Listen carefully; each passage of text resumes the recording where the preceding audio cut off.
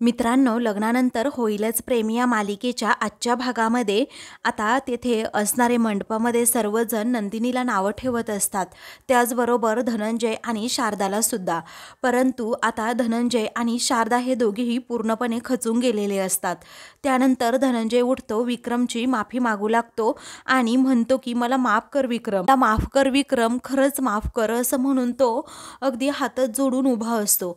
त्यावेळी मात्र विक्रम म्हणतो, धनंजय प्लीज माफी मागू नकोस, यामध्ये तुझी काय चूक आहे रे? धनंजय म्हणतो, नाही रे विक्रम, माझीच चूक आहे, असं म्हणून तो खूपच रडू लागतो. शारदा सुद्धा मानिनीची माफी मागू लागते. तर आता वसू ही लगेच मंजूला इशारा करून तो व्हिडिओ लावायला सांगते. तेव्हा मंजू आता सारखा सारखा नंदिनीचा तो व्हिडिओ प्ले करत असते.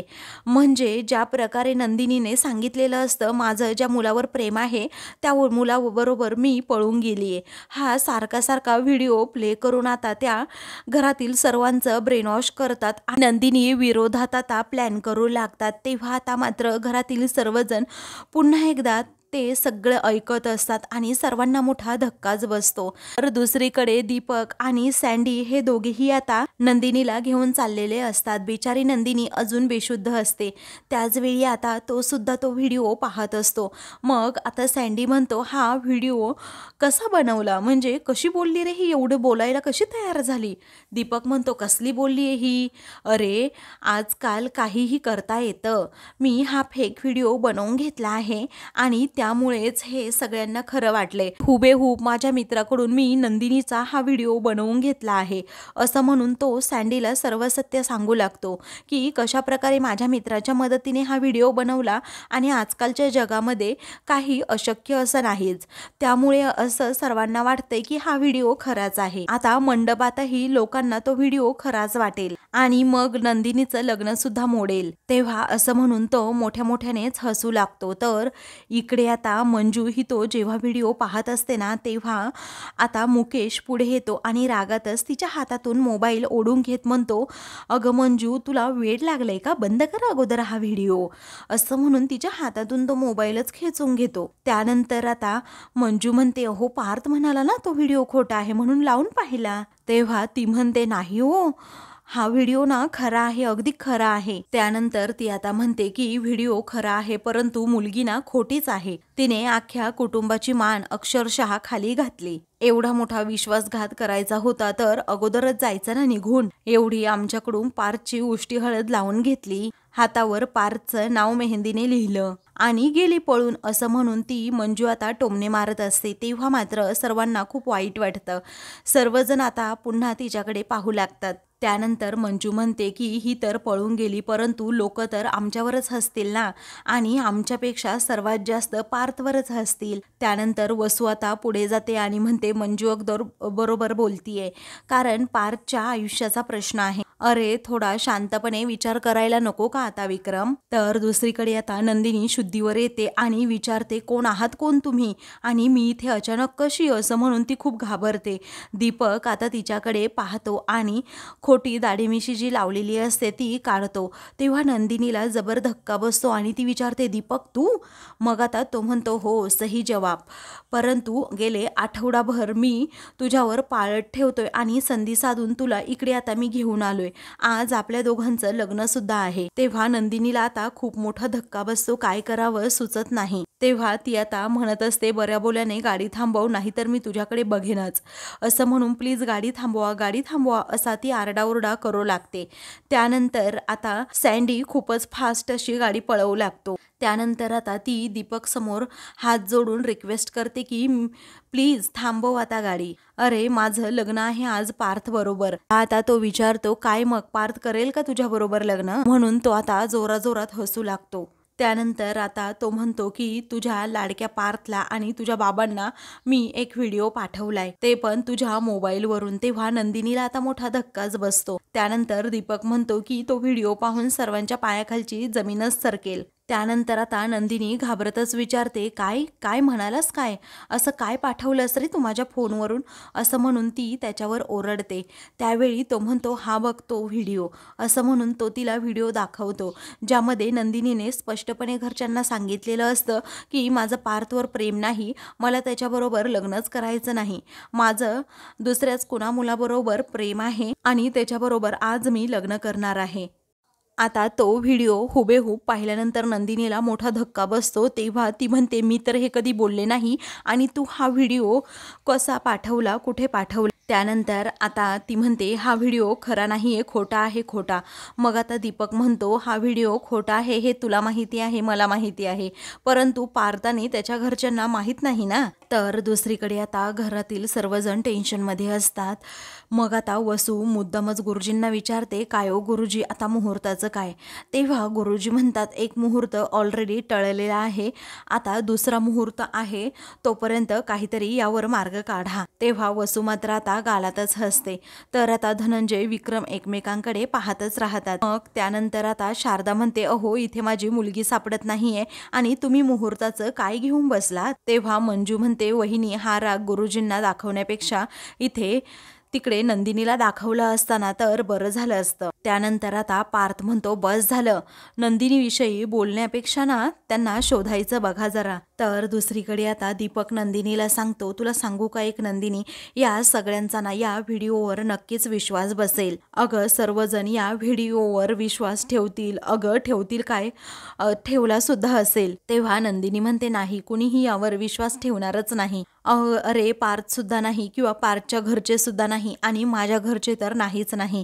असं म्हणून ती दीपकला झाप, सर्वांना माहीत आहे की मी अशी मुलगी नाहीये. तेव्हा दीपक म्हणतो, नंदिनी तुझ्या लक्षात येतंय का, अगं मी तुला भरलग्नातून पळवून आणले, त्यात हा व्हिडिओ, आणि मग सगळ्यांचा विश्वास बसणारच. अगं तुझ्या घरचे सगळेच विश्वास ठेवतील या व्हिडिओवर, आणि हो लोक तर सॉलिड भडकले असतील, पण तू टेन्शन घेऊ नको हा नंदिनी. काय आहे ना, पार्थने जरी नाही केलं ना तरीही मी करेल तुझ्याशी लग्न. असं म्हणून तो नंदिनीचा हात पकडतो. तेव्हा नंदिनी हात झिडकारून त्याच हाताने सनकन दीपकच्या कानाखाली मारते. आता तिचा राग खूप अनावर झालेला असतो. रागातच ती आता म्हणते, काय लग्न आणि तुझ्याबरोबर? अरे मी लग्न करेन तर फक्त आणि फक्त पार्थ बरोबर, समजलं का? असं म्हणून ती त्याला धमकीच देते. तेव्हा दीपकला खूप राग येतो. तेव्हा गाडी थांबवण्याच्या ती प्रयत्नात असते, मोठ्या मोठ्याने ओरडत असते की थांबवा, अगोदर गाडी थांबवा, परंतु आता सँडी ऐकतच नाही. तेव्हा दीपक आता नंदिनीला पकडून ठेवण्याच्या प्रयत्नात असतो, परंतु नंदिनी काय करते की दीपकला जोरात बाजूला ढकलून देते आणि गाडी थांबवा, गाडी थांबवा असं मोठ्या मोठ्याने म्हणत असते, जेणेकरून कुणीतरी मदतीसाठी येईल. त्यानंतर तो पुन्हा एकदा गुंगीचं औषध घेतो आणि नंदिनीच्या तोंडाला लावतो. तेव्हा नंदिनी पुन्हा एकदा आता बेशुद्ध होते, कारण आता दीपकने पुन्हा एकदा तोच प्रकार तिच्याबरोबर केलेला असतो आणि तिला बेशुद्ध केलेलं असतं. त्याच वेळी आता तो तिला बांधून ठेवण्याच्या प्रयत्नात असतो आणि म्हणतो की सँडी अगोदर गाडी पळव रे. तेव्हा आता सँडी हो असं म्हणतो. दुसरीकडे पार्थ आता म्हणतो, आई बाबा मी पोलिसांची मदत घेतो. आता ते दोघेही हो असं म्हणतात. त्यानंतर आता पार्थ म्हणतो की आई बाबा मी जातो, चला दौलत मामा. आता ते दोघेही जेव्हा निघालेले असतात तेव्हा गावकरी आणि नातेवाईक भडकतात आणि म्हणतात, नाही दौलतराव, अहो या लोकांनी तर लाजा विकून खाल्ल्या आहेत, परंतु जर तुम्ही आता हा मांडव सोडून गेलात तर मग अजिबात कुणीही भावकीतलं तुमच्या दारामध्ये येणार नाही. तेव्हा हा नवीन काय प्रकार हे आता कळतच नाही. त्यानंतर आता दौलत मामा खूपच घाबरतो आणि म्हणतो की मी नाही येणार पार्थराव तुमच्याबरोबर, कारण अहो मी जर आलो तर भावकीतले कुणीही माझ्याकडे येणार नाही. अहो पुढच्या महिन्यात तर मिनूचं लग्न आहे, आत्ता काय तुमचं लग्न झाल्यानंतर तुम्ही जाल तिकडे शहरामध्ये निघून, परंतु माझं काय, माझं होणार काय, कारण ही भावकी ऐकणार नाही अशी. अहो आम्हाला सुद्धा या गावात इज्जत आहे, अब्रू आहे. तेव्हा पार्थ म्हणतो, अहो काय बोलताय मामा तुम्ही, अहो नंदिनी नाहीये इथे. त्याच वेळी आजी आता पुढे येते आणि तावातावाने म्हणते की ती मुलगी मेली आता आमच्यासाठी. हे ऐकून आता सर्वांना मोठा धक्का बसतो. सर्वजण आजीकडे पाहत असतात. शारदा म्हणते, आई अगं. मग आता आजी म्हणतात की दौलत म्हणतो ना ते बरोबर आहे, या मंडपातली गोष्ट बाहेर जाता कामा नाही. त्यानंतर वसू आता म्हणते, आजी काय करायचं पुढे तुम्हीच सांगा आता. मग आता आजी काहीही बोलत नाही. पुढे आता वसू म्हणते, विक्रम अरे बोल ना बाळा, काय करायचं पुढे, कारण गावातले नियम खूप वेगळे असतात रे बाळा. त्याच वेळी आता धनंजय ओरडतो, अहो इथे माझी मुलगी सापडत नाहीये आणि तुम्ही या नियमांचं काय घेऊन बसलात. आता धनंजयचं हेच बोलणं पार्थला पटत असतं. तर शारदा आणि धनंजय, मानिनी, विक्रम या सर्वांनाच खूप टेन्शन आलेलं असतं की नंदिनी गेली असेल कुठे. नंतर काव्य आता मनातच विचार करते, जीवा तू कुठे आहेस, अरे तुझी इथे सर्वांना गरज आहे, मी खूप रिग्रेट करते रे. अरे मी तुझा मोबाईल काढून घेतला, पण हा मोबाईल तुझ्याजवळ असायला हवा होता. Jiva I am really very sorry, असं म्हणून काव्य आता रडू लागते. तर दुसरीकडे आता त्या मुलीची आई म्हणजे मनूची आई ही जीवाला म्हणते की तुमच्यामुळे माझी मुलीचा आज जीव वाचला, मी तुमचे हे उपकार आयुष्यभर कधीही विसरू शकणार नाही. तेव्हा जीवा म्हणतो, असं का म्हणताय हो काकू, प्लीज असं म्हणू नका, हे माझं कर्तव्य होतं आणि आता मला निघावं लागेल. हा तुम्ही मनूची काळजी घ्या आणि कळवा मला फोन करून. तेव्हा ठीक आहे असं मनूची आई म्हणते. मग आता जीवा गाडीत बसतो आणि लगेच लग्न मंडपाकडे यायला निघतो. दुसरीकडे पार्थ आता मामांना शेवटचं विचारतो, तुम्ही येणार आहात की नाही. तेव्हा मामा मात्र काहीच बोलत नाही. हे पाहून पार्थचा राग आता अनावर होतो. तेव्हा तो म्हणतो, तुम्हाला यायचं नसेल तर नका येऊ, परंतु मी चाललो आहे. त्याचवेळी आता सर्वजण पार्थला अडवतात. मग आता तेथे विक्रम म्हणतो, बाळा हे बघ, तू अजिबात जाऊ नकोस इथून पुढे. मला माहीत आहे तुझ्यावर खूप मोठं संकट आलं आहे आणि आपल्यावर सुद्धा, पण एक गोष्ट लक्षात ठेव, इथल्या प्रथा ह्या वेगळ्या असतात बबड्या, तुला समजून घ्यावं लागेल आता थोडं. त्यावेळी पार्थ म्हणतो की काय. मग आता तो म्हणतो की कसं आहे ना पार्थ बाळा, हे बघ, अरे धनंजय माझा चांगला मित्र म्हणून मी ही सोयरी जुळवली होती आणि माझा सर्वांवर पूर्णपणे विश्वास होता. तेव्हा पार्थ आता विचारतो, काय बाबा होता म्हणजे. माझा नंदिनीवर आहे विश्वास, तो सुद्धा पूर्णपणे आहे आणि त्या असं कधीही करणार नाही. त्या व्हिडिओबद्दल मला माहीत नाही, परंतु नंदिनी अशी मुलगीच नाही आहे. मला स्पष्टपणे त्यांच्या डोळ्यात माझ्याविषयीचं प्रेम जाणवतंय. त्यानंतर आता विक्रम म्हणतो, हो रे बाळा तुझं बरोबर आहे, परंतु आता यामधून मार्ग काढायचाच कसा. अरे तुझ्या लग्नाचं काय आम्हाला सांग ना जरा. त्याचवेळी आता पार्थ म्हणतो, बाबा माझं लग्न होणार म्हणजे होणार, ते सुद्धा नंदिनीशीच, अशा ठाम मतावर तो आता असतो. त्यामुळे आता सर्वजण थक्कच होऊन जातात की पार्थ असा वेड्यासारखा का बोलतोय, कारण नंदिनीने एवढा व्हिडिओ पाठवून देखील पार्थचं मन मान्य करायला तयारच नाही. असं कसं, असं सर्वांना आता वाटत असतं. त्यामुळे सर्वजण पार्थकडे पाहतात. त्यानंतर पार्थ आता रागातच म्हणतो की बघतोच मी आता मला कोण अडवतंय ते. त्यावेळी मानिनी मात्र पार्थच्या बाजूने खंबीरपणे उभी असते. तेव्हा दौलत मामा आता खूपच घाबरतात, आता हा पार्थ करतो तरी काय. मग त्यानंतर वसू आत्या तर एकदम शांत होते आणि म्हणते, हा प्लॅन फसतो की काय. त्यानंतर आता पार्थ म्हणतो, हिम्मत असेल तर आडवाच मला. मग सर्व गावकरी अक्षरशः पार्थच्या अंगावरच धावून जातात. तेव्हा पार्थ आता लगेच तेथून निघतो. तेव्हा मात्र सर्व गावकरी आता पार्थच्या पाठीमागे पळत असतात. त्यानंतर आता सर्व गावकरी हे पार्थला अडवतातच आणि मग म्हणतात की अजिबात पळून जायचं नाहीये. त्यावेळी पार्थ म्हणतो, पळून जात नाहीये, एकदम शांत बसा, मी माझ्या होणाऱ्या बायकोला शोधायला चाललो आहे. त्यावेळी गावकरी म्हणतात, नाही, मांडव सोडून तू नाही जाऊ शकत बाहेर, आमची अशी प्रथा आहे. तेव्हा अजिबात गावच्या बाहेर जायचं नाही, हा आमच्या गावच्या इज्जतीचा प्रश्न आहे, असं आता गावकरी म्हणत असतात. त्यावेळी आता सर्वांना मात्र खूपच टेन्शन येतं, काय करावं कळत नाही. त्यानंतर आता पार्थ म्हणतो, हा तर माझ्या आयुष्याचा प्रश्न आहे, तुम्ही सरका अगोदर बाजूला. तेव्हा मात्र आता सर्व गावकरी हे पार्थच्याच पाठीमागे धावू लागतात आणि त्याला पुन्हा एकदा अडवतात. त्यानंतर गावकरी आता म्हणतात की तुझ्या लग्नाचं काय आहे ना ते आम्ही बघू. ती मुलगी तर गेली पळून कारण तिने शेण खाल्लं असं म्हणून नंदिनीवर आरोप ते करू लागतात. पण पार्थला हे अजिबात आरोप मान्य नसतात, त्यामुळे तो भडकतो. तेव्हा आता तो भडकूनच पुढे येतो, त्या माणसाच्या अंगावर धावून जातो. काय बोललास तू माझ्या नंदिनीविषयी, असं म्हणून तो त्याचा गळाच दाबायला जातो. आता तिथे खूपच भांडणं होऊ लागतात. तेव्हा विक्रम आणि धनंजय हे दोघेही आता पुढे येऊन पार्थला अडवण्याच्या प्रयत्नात असतात. तू नंदिनी विरोधात एक जरी शब्द काढला तरीही तो पार्थला आवडत नाही, म्हणूनच तो खूपच चिडतो. त्यानंतर रागातच आता गावकरी म्हणू लागतात, आमच्या गावच्या काही चालीरीती आहे, गावच्या इज्जतीचा प्रश्न आहे, आम्ही तुम्हाला असं ती इज्जत अजिबात गंमत घालवू देणार नाही आणि आमच्या चालीरीती मोडूसुद्धा देणार नाही. तेव्हा पार्थ आता म्हणतो, माझं लग्न आणि तुमच्या गावची इज्जत याचा काय संबंध? तुम्ही सरका अगोदर बाजूला, असं म्हणून पार्थ भडकतो. त्याच वेळी आता तू इथे आला ना लग्न करायला, वर आम्हाला विचारतो का काय संबंध वगैरे, असं म्हणून गावकरी भडकतात. त्यानंतर आता गावकरी म्हणतात की कसं आहे ना, ज्या दिवशी या गावामध्ये पाऊल ठेवलं तुम्ही तेव्हाच ठरलं की या मांडवामध्येच तुझं लग्न होणार आणि होणार म्हणजे होणारच, त्याशिवाय तुम्ही अजिबात इथून हलायचं नाही. तेव्हा पार्थ आता पुन्हा एकदा रागात म्हणतो, तुमचे नियम तुमच्याकडेच ठेवा. तेव्हा दौलत मामा म्हणतात, पार्थ बाळा हे बघ, तू जरा समजून घे, कारण तू यामध्ये अजिबात पडू नकोस. हे म्हणतात ना ते बरोबर आहे. अरे बाळा, हे गाव आहे, हे शहर नाहीये. तेव्हा आता पार्थ म्हणतो, मामा तुम्ही काय बोलताय? हो, कळतं का तुम्हाला? अहो, तुमची इथे भाजी सापडत नाहीये आणि तुम्ही या गावच्या चालीरीती नियमांचं काय घेऊन बसलात?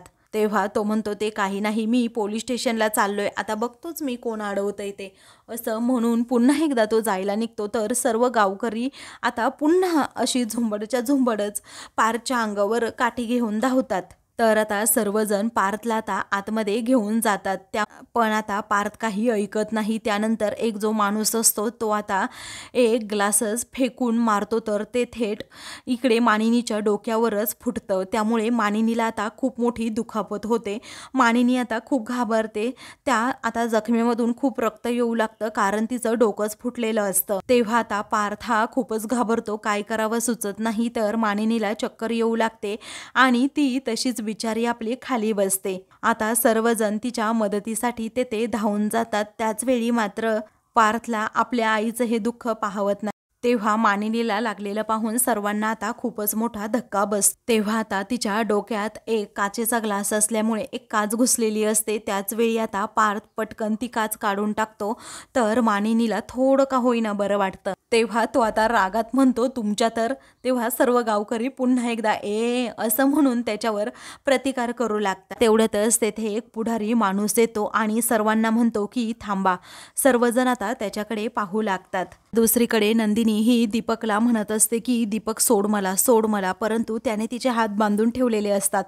नंदिनी आता शुद्धीवर आलेली असते. तेव्हा दीपक आता तिला खूप त्रास देऊ लागतो. तर नंदिनी आता आपल्याला सोडण्यासाठी त्याला हात जोडते आणि म्हणते की सोड मला, अरे माझं लग्न आहे, सर्वजण माझी वाट पाहत असतील, सर्वजण काळजीत असतील, अरे मला जायला हवं, असं म्हणून आता ती खूपच भडकते. परंतु आता त्याला त्याचं काहीही वाटत नाही. मग आता तो म्हणतो, नाही सोडणार मी. नंदिनी म्हणते, दादा अहो गाडी थांबवा, गाडी थांबवा. परंतु आता सँडी हा गाडी थांबवत नाही, अजूनच फास्ट असा गाडी पळवतो. त्यामुळे काय होतं की नंदिनीचा नाईलाज होतो. तेव्हा ती दीपकला जोरात धक्का मारते. दुसरीकडे अशी त्या दुसऱ्या दरवाजावर त्याला चांगलीच आपटवते आणि म्हणते, निघ तू इथून अगोदर. ती पुन्हा एकदा लोकांना आवाज देऊ लागते.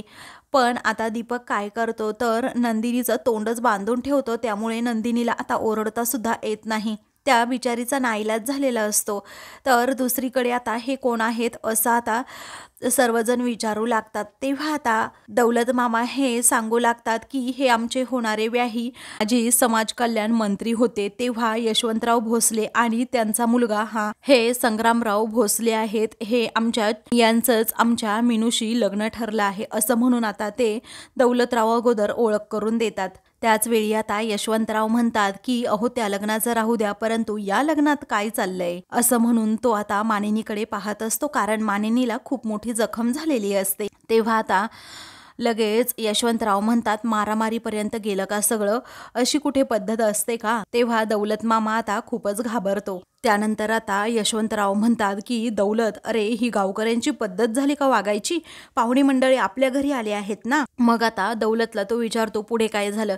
मग आता माझी भाची नंदिनी हिचं लग्न आहे, आत्ताच तिच्या मोबाईलवरून एक व्हिडिओ आला की हे लग्न तिला पार्थ बरोबर करायचं नाहीये आणि म्हणून गावकरी संतापले. ती या लग्नातून निघून गेली, म्हणूनच गावकऱ्यांनी हे अशी मारहाण केली. मग आता आपण यावर काहीतरी तोडगा काढूयात, असं यशवंतराव म्हणतात आणि सर्व गावकऱ्यांवर खूपच ओरडून म्हणतात की पाहुण्यांबरोबर अशी वागण्याची ही पद्धत मी कधीही पाहिली नव्हती. ते मानिनीला आता आतमध्ये न्यायला सांगतात। तेव्हा पुढे आता यशवंतराव म्हणतात, चला आपण बोलूया या विषयावर आता। तेव्हा यशवंतरावांचा तो रुबाब पाहून सर्वजण जरा घाबरलेलेच असतात। तर आता मित्रांनो, पुढील भागामध्ये काय होतं तर जीवा हा फास्ट गाडी चालवत असतो। समोरून सँडीची गाडी येते आणि जोरातच जीवाच्या गाडीला ती धडकणार असते। तेव्हा जीवा पटकन गाडीचा ब्रेक मारतो आणि गाडी थांबवून खाली उतरून सँडीला खूप बोलतो। तेव्हा आता काही अक्कल आहे की नाही गाडी कशी चालवावी, जीवा रागातच विचारतो। तेव्हा साहेब सॉरी हा असं म्हणून आता सँडी गाडीतून खाली उतरू लागतो। तेव्हा जीवा असं म्हणून नंदिनी जोरात ओरडते। तेव्हा गाडीमध्ये पेशंट असल्याचं आता जीवाला सांगण्यात येतं। तेव्हा जीवा समोर कोण पेशंट आहे हे पाहतो तर दीपकला धक्का बसतो। तर आता दुसरीकडे यशवंतराव हे खूप मोठा निर्णय घेतात आणि अगोदर काव्या, आरू आणि नंदिनीची माहिती काढतात। त्याचबरोबर त्यांना समजतं नंदिनीच्या पाठीमागे तिची एक बहीण आहे, म्हणून ते सर्वांना सांगतात की पार्थचं लग्न आजच होणार। त्यांची मधली मुलगी आहे ना काव्या हिच्याबरोबर। तेव्हा काव्याला मोठा धक्काच बसतो, सर्वजण तिच्याकडे पाहू लागतात। अशाच मालिकेंचे पुढील भाग पाहण्यासाठी चॅनलला सबस्क्राईब